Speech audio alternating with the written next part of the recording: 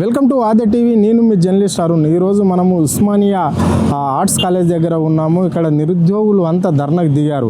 అంటే job calendar చట్టబద్ధం కల్పించాలనే ఓ నినాదంతో ఇక్కడ తెలంగాణ నిరుద్యోగ జేఏసీ చైర్మన్ మోతీలాల్ నాయక్ ఆధ్వర్యంలో ఇక్కడ ధర్నా చేపట్టడం అనేది జరుగుతుంది. సో ఇప్పుడు మరి రాష్ట్ర ప్రభుత్వం ఇచ్చిన ఉద్యోగాలు వీళ్ళకి సరిపోతున్నాయా లేదా, అంటే ఏకకాలంలో సంవత్సరంలో 2 లక్షల ఉద్యోగాలు రాష్ట్ర ప్రభుత్వం ఇస్తున్నది.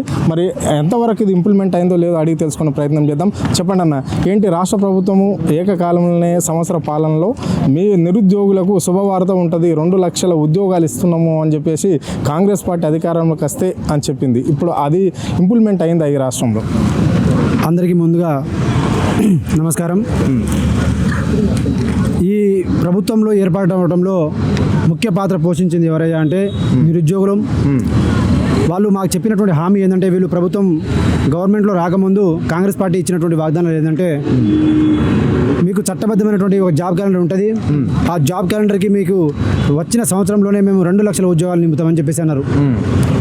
ఇవ్వకపోగా మేము ధర్నాలు చేసినా, రాస్తారోకలు చేసినా, మేము అడిగింది ఏంటంటే గ్రూప్ 2 2,000 పోస్టులు, గ్రూప్ 3 3,000 పోస్టులు, గ్రూప్ 1 1000 పోస్టులు, డిఎస్సి 25,000 పోస్టులు, ఇట్లా కొన్ని డిమాండ్లతో మేము వాళ్ళ ముందు ఉంచినాం. కానీ వాళ్ళు దాన్ని డైవర్ట్ చేయడం కోసం జాబ్ క్యాలెండర్ తీసుకొచ్చినారు.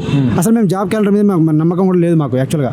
ఎందుకంటే ఇంతకుముందు నోటిఫికేషన్ వస్తుండే కానీ అవి ఇంప్లిమెంట్ కాకుండా అవి చక్కగా నిర్వహించడంలో విఫలమైంది. అట్లీస్ట్ ఉన్నటువంటి ఒక 50,000 ఉద్యోగాలకైనా ప్రాపర్గా నియామకాలు జరుగుతుంది, నోటిఫికేషన్ వస్తుంది, ఇన్ టైంలో ఎగ్జామ్ కండక్ట్ చేస్తారని చెప్పేసి మేము ఎక్స్పెక్ట్ చేసినాం. కానీ అది జరగలేదు. జరగకపోగా మేము ధర్నాలు చేసినా, రాస్తారోకలు చేసినా, ఇన్ని విధాలుగా మేము ప్రొటెస్ట్ చేసినా కూడా లాస్ట్కి సంవత్సరం అయిపోయింది. 12,000 ఉద్యోగాలు ఫిల్ చేసినారు. కానీ చెప్పుకుంది ఏంటంటే, ఇదే ఉస్మానియా యూనివర్సిటీ వేదికగా నిరుద్యోగుల కృతజ్ఞత సభ అని చెప్పేసి 60,000 ఉద్యోగాలు మేము ఇచ్చినామని చెప్పేసి వాళ్ళు ప్రచారం చేసుకున్నారు. ఇదే జాబ్ క్యాలెండర్ మేము ఇంప్లిమెంట్ చేస్తామని చెప్పేసి, తీసుకొస్తామని చెప్పేసి అసెంబ్లీ సాక్షిగా మాకు మాట ఇచ్చినారు. దాని తర్వాత వాళ్ళు నిజంగా ఎస్సీ వర్గీకరణ చేయాలనుకుంటే ఇమీడియట్గా చేయొచ్చు. దానికి ఎస్సీ వర్గీకరణ తీసుకురావడం కోసమే 2 నెలలు, ఆ వర్గీకరణ రిపోర్ట్ తీసుకురావడం కోసం మరి ఇంకో 2 నెలలు, ఆ రిపోర్ట్ అయిపోయి ఇప్పుడు డిసెంబర్ 11కి అయిపోవాలి. అక్టోబర్ 11కి వచ్చినటువంటి జాబ్ ఆ రిపోర్టు ఈరోజు డిసెంబర్ 11తో 2 నెలలు అయిపోతుంది. ఈరోజు జనవరి 11 వచ్చే పరిస్థితి వచ్చేసింది. అంటే మీరు ఇప్పుడు దీనికే 6 నెలలు వచ్చింది. ఇప్పుడు రేపు రాబోయే రోజుల్లో మళ్ళీ ఎలక్షన్ కూడా వస్తుంది. దాని ద్వారా ఇంకో 3 నెలలు. మరి అక్టోబర్లో రావాల్సినటువంటి జాబ్ క్యాలెండర్ నుంచి వచ్చే నెక్స్ట్ సంవత్సరంలో ఉన్నటువంటి ఏప్రిల్, జూన్, మే, జూన్, మళ్ళీ అక్టోబర్ వరకు సంవత్సరం టైం. ఈ సంవత్సరంలో మీరు ఇచ్చినటువంటి నోటిఫికేషన్ ఎక్కడ? మీ 2 లక్షల ఉద్యోగాలు పక్కన పోయినాయి, జాబ్ క్యాలెండర్లు పక్కన పోయినాయి. మీరు ఎస్సీ వర్గీకరణను ఇంకోటో ఎస్సీ వర్గీకరణాన్ని కొన్ని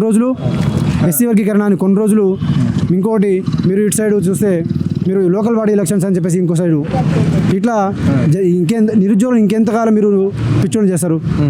సో తెలంగాణ కోసం కొట్లాడింది నిరుద్యోగులు. తెలంగాణ అంటేనే నీళ్లు, నిధులు, నియామకాలు. నీళ్లు వచ్చినాయి, నిధులు వచ్చినాయి, నియామకాలు అయ్యి మరి నియామకాల కోసమే కదా అంటే ఒక నిమిషం అన్న. సో ఈ నియామకాలు జరగాలని చెప్పేసి మేము ఈ 12 నెలలు మేము వెయిట్ చేసినాం. జరగలేదు కాబట్టి ఇప్పుడు మేము వచ్చినటువంటి 2025లో మేము రోడ్ల మీదకి రావద్దు అంటే మాకు జాబ్ క్యాలెండర్, చట్టబద్ధమైనటువంటి జాబ్ క్యాలెండరు, ఏ నెలలో ఏ పోస్టులు, ఎన్ని పోస్టులు, ఏ శాఖలో ఎన్ని పోస్టులు ఉన్నాయి, అది ఎప్పుడు పెడుతున్నారు, ఆ పెట్టినటువంటి డేట్లో ఇంకో ఉద్యోగంతో మాకు కోయిన్సైడ్ అవుతుందా లేదా అనే ఒక క్లారిటీ అనేది మాకు వస్తుంది.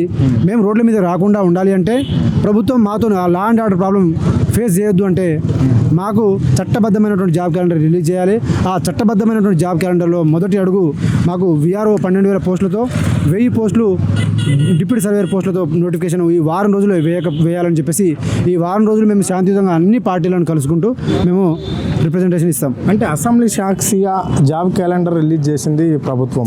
సో అందులో ఎన్ని ఇప్పటి వరకు ఫిలప్ చేసింది అంటే, ఇప్పుడు మీరు చెప్పారు ఒకటి 60,000 పోస్టులు మేము ఇక్కడ నిరుద్యోగులకు ఇచ్చాము, మేము సర్టిఫికెట్స్ ఇచ్చాము, ఉద్యోగాలు ఇచ్చినామని చెప్పేసి ప్రభుత్వం చెప్పుకుంటుందని చెప్పారు. అంటే ఈ 60,000 పోస్టులు ఈ ప్రభుత్వం వచ్చినప్పుడే ఇవి నోటిఫికేషన్లు పడ్డాయా, ఇప్పుడే భర్తీ అయినాయా? అవి సహజంగా నేను ఇచ్చిన నోటిఫికేషన్ అంటే నేను ఎట్లా చెప్పుకుంటా అంటే, నేను వచ్చాక నోటిఫికేషన్ ఇచ్చి, నేను వచ్చాక ఎగ్జామ్ సెంటర్లు అలాట్ చేసి, నేను వచ్చాక ఓఎంఆర్లు ఇచ్చి, ఎగ్జామ్ రాపిచ్చి, దాని తర్వాత రిజల్ట్ డేట్లు ఇచ్చి, నియామక పత్రాలు పలానా రోజున మీరు డ్యూటీ ఎక్కుతున్నారని చెప్తే నేను ఇచ్చినట్టు.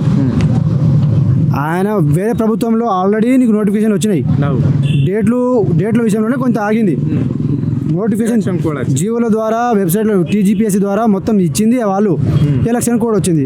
ఎలక్షన్ కోడ్ ద్వారా వచ్చినటువంటి ఏదైతే నోటిఫికేషన్స్ ఉన్నాయో అవి ఈ ప్రభుత్వం వచ్చిన తర్వాత మీరు ఇచ్చుకున్న దానికి అది మీవి ఎట్లయితాయి? అవి మీ ఉద్యోగాలు ఎట్లయితాయి? సరే, మీరు 2 లక్షల ఉద్యోగాలు 60,000 అన్నారు కదా, ఇప్పుడు 1,40,000 ఉద్యోగాలతో మాకు నోటిఫికేషన్ చట్టబద్ధమైనటువంటి జాబ్ క్యాలెండర్ ఇప్పటికిప్పుడు వారం రోజులు ఇంప్లిమెంట్ చేయండి.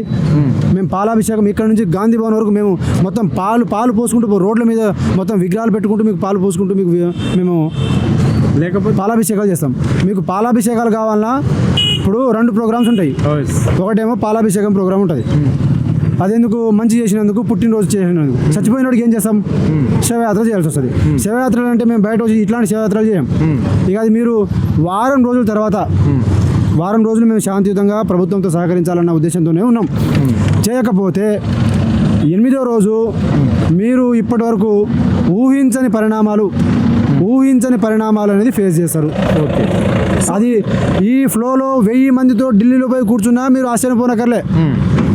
మీరు ఎట్లాగో మమ్మల్ని మోసం చేయాలని మాకు క్లియర్గా అర్థమైంది. మీరు ఎస్సీ వర్గీకరణ చేయరు. ఎలక్షన్ కోడ్ మీకు నిజంగా చిత్తశుద్ధి ఉంటే మీరు చేయండి కదా. ఇప్పుడు ఎలక్షన్ కోడ్ని ఒక 3 నెలలు మీరు పోస్ట్పోన్ చేయండి. ఎస్సీ వర్గీకరణ రిపోర్ట్ వస్తుంది కదా, రేపు వస్తుంది కదా. వచ్చాక మీరు ఇంకో 3 నెలలు 4 నెలలు మాకు నోటిఫికేషన్ ఇచ్చినంత వరకు దాన్ని అసలు ఇప్పుడు ఇదంతా మీ చేతిలోనే ఉంది కదా. మీ చేతిలో ఉన్నప్పుడు ఎలక్షన్ కోడ్ని, లోకల్ బాడీ ఎలక్షన్స్కి తీసుకొచ్చే ఎలక్షన్ కోడ్ని మీరు ఒక 6 నెలల తర్వాత మీరు సంవత్సరం పాటు ఆపగలిగినప్పుడు ఇంకో సంవత్సరం ఆపండి, మేము సహకరిస్తాం. కానీ మాకు ఉద్యోగాలు కనుక లేకుండా చేస్తే మాత్రం మీ ఉద్యోగాలు ఎట్లాగో ఉండవు. కానీ కడుపు మంటతో బయట వచ్చేటోడు, ఓడిపోయినరా నేను మోసపోయినరా అని ఫీల్ అయ్యి బయట వచ్చేటోడు ఏ స్థాయిలో కడుపు మంటతో వస్తాడో అది మీరు ఎవరు ఇప్పుడు దాకా ఇప్పుడు దాకా మేము అప్పటికప్పుడు డిఎస్సి కోసం 1000 మంది, గ్రూప్ 2 కోసం 1000 మంది, గ్రూప్ 1 కోసం 1000 మంది వచ్చినాం. ఈసారి అట్లా కాదు, అందరం బాధితులం. Group 1 GO number 46, GO number 29, డిఎస్సిలో కూడా మీరు చూస్తే వాళ్ళకు బీఈడీ ఎగ్జామ్ రాసిన వాళ్ళకు ప్రమోషన్ ఇవ్వాలన్నా, టీజీటీ వాళ్ళకి ప్రమోషన్ ఇవ్వాలన్నా? ఇప్పుడు డిప్యూటీ సర్వేయర్లు టెక్నికల్ నాలెడ్జ్ ఉన్నోడు ఆ సర్వేయర్ల పోస్ట్లో ఉండాలన్నా, లేదంటే 12వ తరగతి పాస్ అయ్యి ఎగ్జామ్ పరీక్ష రాసి ఉద్యోగం తెచ్చుకున్నటువంటి విఆర్ఓ జాబ్ చేయాలన్నా? మరి మీరు 12,000 ఉద్యోగాలను ఇప్పుడు ఇంతకుముందు ప్రభుత్వం ఏం చేసింది? ఈ 12,000 ఈ విఆర్ఓ వ్యవస్థని తీసుకుపోయి వేరే డిపార్ట్మెంట్ తీసుకుపోయింది కదా. మరి అక్కడి నుంచి ఈ ప్రభుత్వం ఇక్కడ మళ్ళీ మదర్ డిపార్ట్మెంట్ తీసుకొస్తుంది కదా. తీసుకొచ్చినప్పుడు మరి ఆ 12,000 పోస్టులు అంతే అవన్నీ ఖాళీగా ఉన్నట్టుగా ఆ ఖాళీగా ఉన్న పోస్టులను నింపమంటున్నాం. అవే 12,000 పోస్టులని మీరు నింపమంటున్నాం. ఓకే, ఉద్యోగ విషయాలలో నిరుద్యోగులను కాంగ్రెస్ పార్టీ మోసం చేసిందనడానికి ఒక నిదర్శనం స్పష్టంగా అర్థమైపోతుంది. కనీసం మరి చదువుకున్న వాళ్ళకు అంటే నిరుద్యోగులకు నిరుద్యోగ వృత్తి ఇస్తానది ఎన్నికల మేనిఫెస్టోలో అదన్నా అందిందా? సార్ మేము 6 గ్యారెంటీలు నమ్మలే, నిరుద్యోగ వృత్తిని నమ్మలే. 10వ తరగతికి 10,000, 12వ తరగతికి 12,000, 15వ తరగతికి 15,000, పీజీ పాస్ అయినోడికి 20,000. మీకు అసలు పరీక్షలు అప్లై చేయడానికే మీకు ఒక 5,000 ఏది ఒక కార్డు ద్వారా మీకు కార్డు ఇస్తాం, ఏటీఎం ఇస్తాం. మీరు ప్రతి ఒక్క ఎగ్జామ్కి మీరు గీక్కోండి, రాసుకోండి, అప్లై చేసుకోండి, మీరు ఎవరి దగ్గర డబ్బులు అడగాల్సిన అవసరం లేదు అని చెప్తారు. మళ్ళీ అప్లై చేయడానికి 1,400 ఫీజులు, 1,000-2,000 రూపాయల ఫీజులు అడుగుతారు. మొన్న ఈ ఉస్మానియా యూనివర్సిటీలోనే ఒక ఏదో ఎగ్జామ్ పెడితే దానికి ఫీజు ఎంత ఉందంటే 2,000 రూపాయలు, 1,000 రూపాయలు ఫీజులు. టెట్కు 2,000 రూపాయలు ఫీజులు. సార్ మేము చాలా మేము హుందాతనంగా చాలా గౌరవంతో పార్టీకి 6 రోజుల నుంచి 7 రోజులు టైం ఇస్తున్నాం. ఈ 7 రోజుల ప్రభుత్వం మేము ఇప్పుడు ఇక్కడ నుంచి సీదా గాంధీ భవన్కి పోతున్నాం. పోయి రిప్రజెంటేషన్ ఇస్తాం. అక్కడ నుంచి సీదా బీజేపీ పార్టీకి పోతాం, బీఎస్పీకి పోతాం, డిఎస్పీకి పోతాం, అన్ని పార్టీలకు పోతాం, బీఆర్ఎస్ పార్టీకి పోతాం. రిప్రజెంటేషన్ అన్ని 120 మంది ఎమ్మెల్యేలు ఉన్నారు కదా, వాళ్ళు ఏ పార్టీని ఉండని అందరినీ కలుస్తాం, రిప్రజెంటేషన్ ఇస్తాం.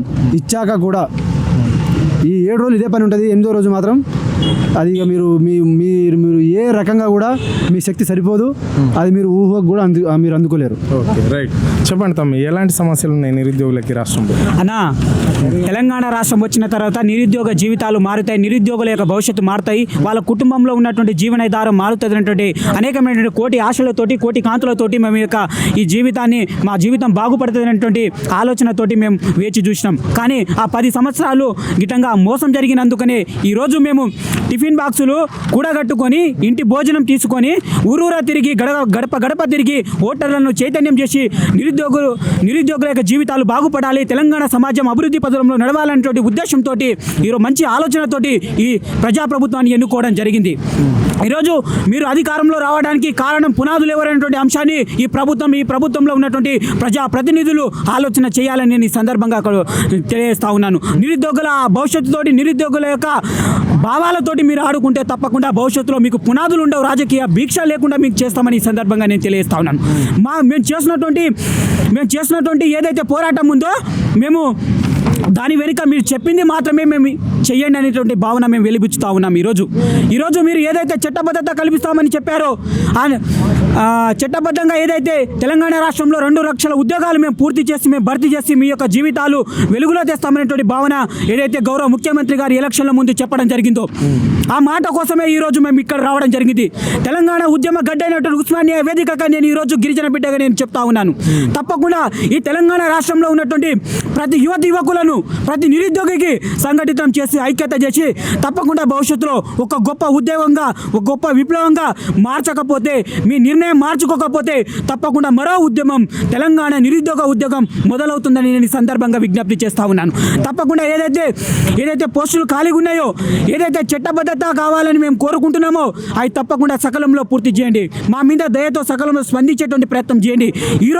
ఇప్పుడు గిట్టంగా మేము ఈరోజు చెప్తా ఉన్నాం మీ వేదికగా. తప్పకుండా ఈ తెలంగాణ రాష్ట్రంలో ఉన్న ప్రతి పార్టీని ఈరోజు పార్టీ ఆఫీస్కి వెళ్ళి వాళ్ళకి వినతి పత్రం అందజేస్తూ ఉన్నాం.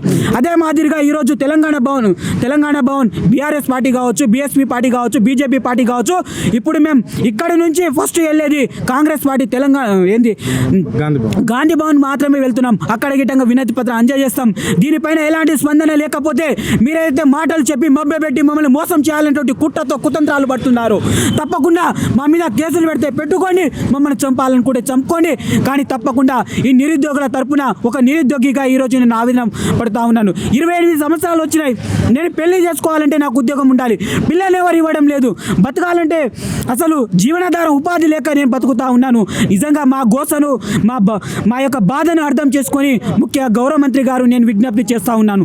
తప్పకుండా మా బతుకులు మార్చండి. మేము చేసినటువంటి ఒక చిన్న ఏదైతే డిమాండ్లు ఉన్నాయో వాటిని పరిష్కరించేటువంటి ప్రయత్నం మీరు చేయాలని నేను ఈ సందర్భంగా కోరుకుంటూ డిమాండ్ చేస్తా ఉన్నాను. జై తెలంగాణ. ఇది చూశారు కదా, మీరు ఇస్తున్న 2 లక్షల ఉద్యోగాలు 1 year అయిపోయినా ఇవ్వలేదు, కనీసం నిరుద్యోగులకు నిరుద్యోగ వృత్తి కూడా ఇవ్వలేదు అని చెప్పేసి వాళ్ళు ఆవేదన వ్యక్తం చేస్తున్నారు. ఇక్కడ నుంచి నుంచి ఇక స్టార్ట్ చేస్తున్నాము. ప్రతి పార్టీ కార్యాలయంకి వచ్చి మేము వినతి పత్రం అందిస్తాం. నిరుద్యోగులకి రాష్ట్రంలో అన్యాయం జరుగుతుంది, నిరుద్యోగులకు ఉద్యోగాలు ఇవ్వవలసిన అవసరం కాంగ్రెస్ ప్రైవేట్ పైన ఎంతైనా ఉంది, కాంగ్రెస్ గవర్నమెంట్ పైన ఎంతైనా ఉంది అని చెప్పేసి వాళ్ళు నిప్పులు చెలరేగడం అనేది అయితే జరుగుతుంది.